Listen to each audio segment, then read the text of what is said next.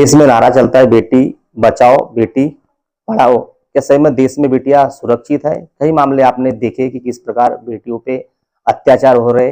6-7 माह शादी होने के बाद एक बेटी पे भी ऐसा ही अत्याचार का मामला सामने आया है।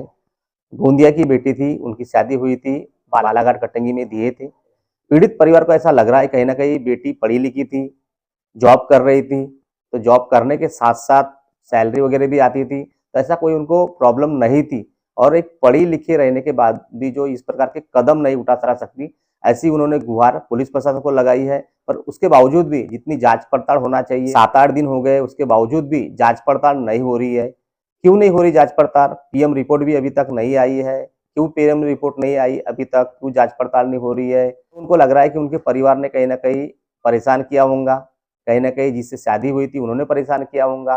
पूरा मामला क्या है जानेंगे, उनके पिताजी हमारे साथ में है। कब लगभग शादी हुई थी, कौन माह में हुई थी, कौन वर्ष था?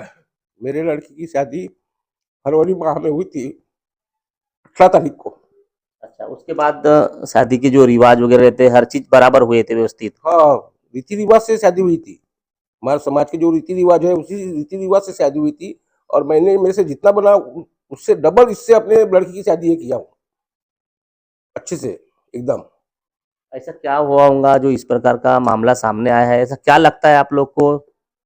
मुझे लगता है क्या मेरे लड़की को उन्हें मानसिक त्रास दिए, उन्हें मतलब कोई टार्चर ऐसी किया क्या।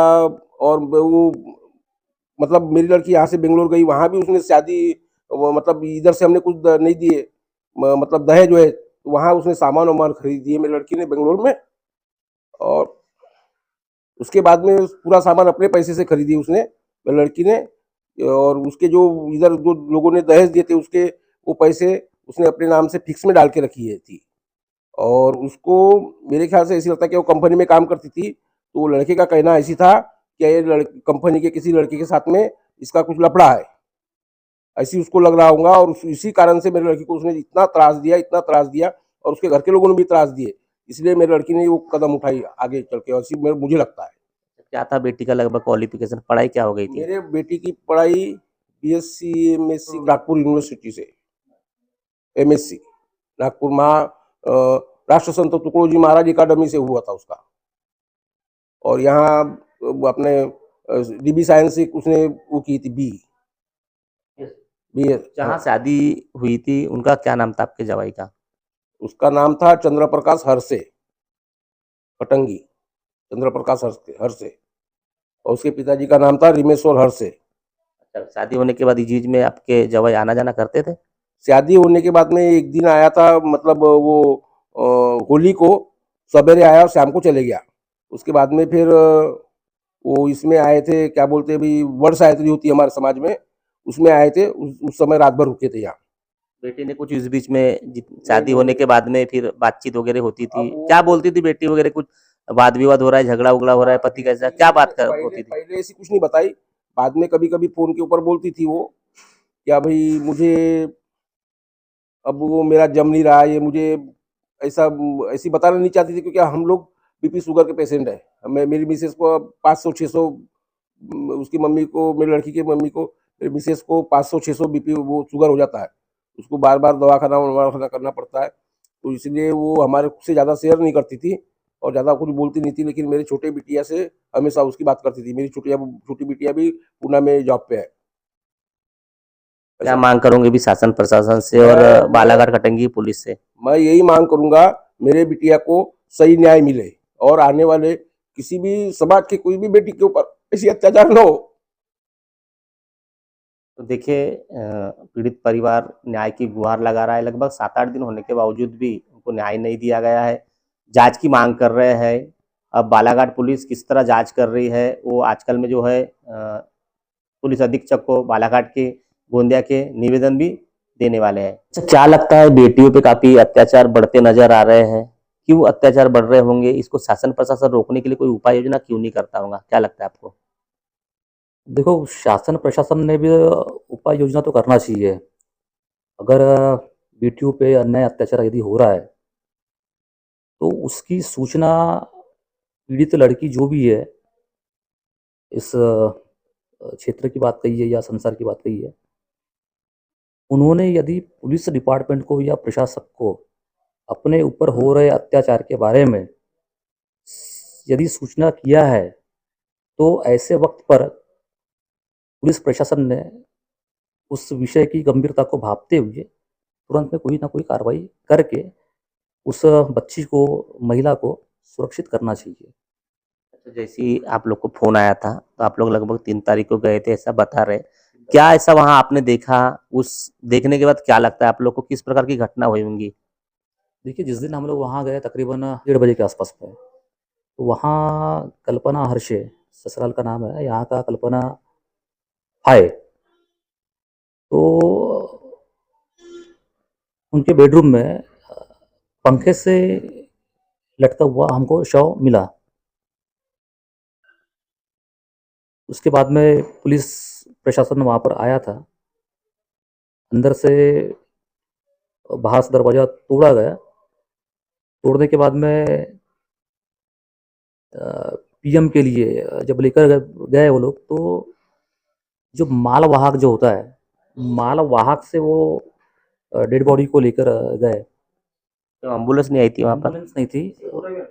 उसका वीडियो भी है मेरे पास में, बाकायदा MP समथिंग कुछ नंबर था उस गाड़ी का। तो ऐसी अवस्था प्रशासन की भी रही है वहाँ पर कि एक एम्बुलेंस हम समय पर अवेलेबल नहीं करवा पाए। और उसके बाद जब पीएम हुआ तो आज तकरीबन 7 से 8 दिन हो गए इस बात को। तो पीएम रिपोर्ट अवेलेबल नहीं है। और जब पीड़ित परिवार जो है, कल्पना हर्षे की छोटी बहन काजल, जब वहाँ पर किसी से कुछ जानकारी लेने की कोशिश कर रही है, तो उसको सही मायने में जानकारी नहीं मिल पा रही है, ऐसे मुझे उनकी तरफ से मालूम चला। तो गोंदिया से कटंगी जाना, कटंगी से यहाँ आना एक कष्टदायी होता है, बार बार आना, बार बार जाना। तो सब कुछ वहाँ जो कार्रवाई होनी चाहिए थी, पहली मर्क रिपोर्ट, उसके बाद में सबके कथन वथन जो हुए वहाँ पर, उसके बाद हमें ऐसा लगता है कि अब तक के कार्रवाई हो जानी चाहिए थी, जो कि नहीं हुई है। शासन प्रशासन से यही मांग करते हैं हम लोग कि पीड़ित परिवार को न्याय मिले, जो कसूरवार है उसको सज़ा मिले, ताकि बाकी जो बेटियां हैं वो सुरक्षित हो सके। और गुनहगार प्रवृत्ति के जो लोग हैं उनको एक समझ में आए कि शासन प्रशासन जो है वो ढिलाई कभी गुनहगार के प्रति नहीं बरतता है। बस यही कहना चाहूँगा मैं। तो देखिए क्या बताए, जब ये वहां गए तो क्या देखा उन्होंने कि एम्बुलेंस नहीं, टाटा एस के ऊपर जो है डेड बॉडी लेकर गए। और बालाघाट में, मध्य प्रदेश में लाडली बहना जो है योजना चलती है, तो वो योजना किस तरह है, जब कोई व्यक्ति की अगर किसी डेथ हो जाती है तो उनको टाटा एस में लेकर जाना पड़ता है। ये कैसी लाडली बहना योजना मध्य प्रदेश में चल रही है और लाडली बहनाओं के साथ किस प्रकार का धोखा हो रहा है, इस प्रकार का मामला सामने आया तो उसकी जांच क्यों नहीं हो रही है, पीएम रिपोर्ट जल्दी क्यों नहीं मिल रही है, बार बार गुहार लगाने के बावजूद भी न्याय नहीं मिल रहा है। तो देश में क्या बेटी बचाओ बेटी पढ़ाओ का जो नारा चल रहा है उस पर क्या प्रश्न चिन्ह निर्माण हो रहा है? जैसी खबर गोंदिया, मेरी खबर जैसी उनको फोन आया, यहाँ से काफी लोग गए थे, वो एक व्यक्ति है गए थे, बता रहे कुछ खुलासे बता रहे उनके घर के, आइए जानेंगे किस प्रकार के खुलासे बने। अच्छा ये बताओ, आप लोग वहाँ गए तो आप लोगों ने क्या देखा वहाँ पे? तो ऐसा लग रहा है आपको कि इस प्रकार का जो उन्होंने सुसाइड नहीं किया होगा, कहीं ना कहीं उस महिला के साथ कहीं ना कहीं हत्या हुई होंगी या जो भी कारण होगा, क्या लगता है आप लोग को? उसको मानसिक प्रताड़ना तो बहुत हुई है, क्योंकि उसके घर के आजू बाजू तक पूरे कैमरे लगे थे। उसके बेडरूम के दरवाजे के पास तक, यानी दरवाजे से कोई निकले तो बराबर उसके आमने सामने फ्रंट में कैमरा लगा हुआ था।